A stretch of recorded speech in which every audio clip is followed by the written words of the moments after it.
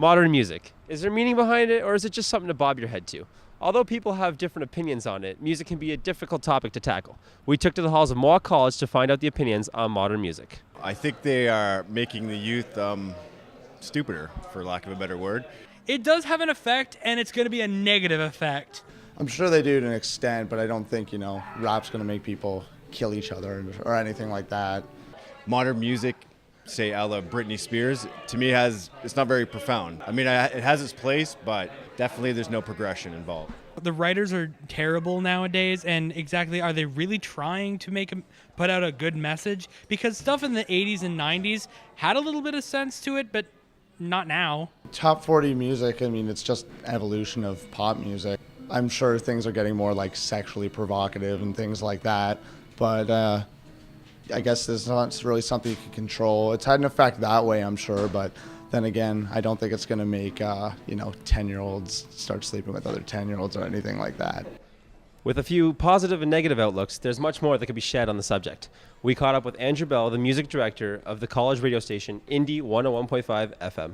It's a tricky question. I think it's got a different effect than it used to. Modern music specifically, it's so easy to create, and it's so easy. There's a million bands popping up every day. I see that when it comes across my desk. So there's more music, but it takes less to put it out.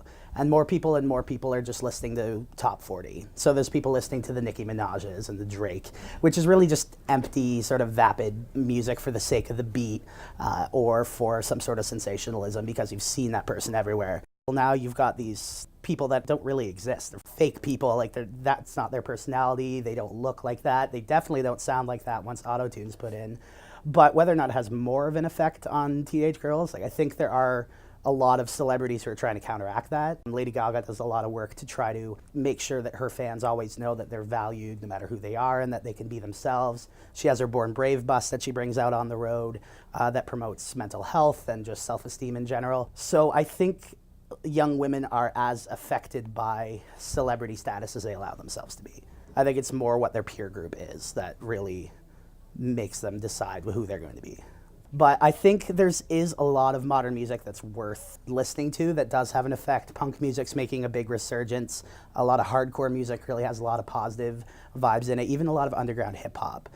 They're really trying to create a message to people. So the people who are actually receiving that and getting through all of the clutter of a million different things coming at them at once, who are actually listening to that, are getting something out of it. But in general, modern music really isn't being processed when it's coming in. It's just being listened to and forgotten until the next time you hear it on the radio.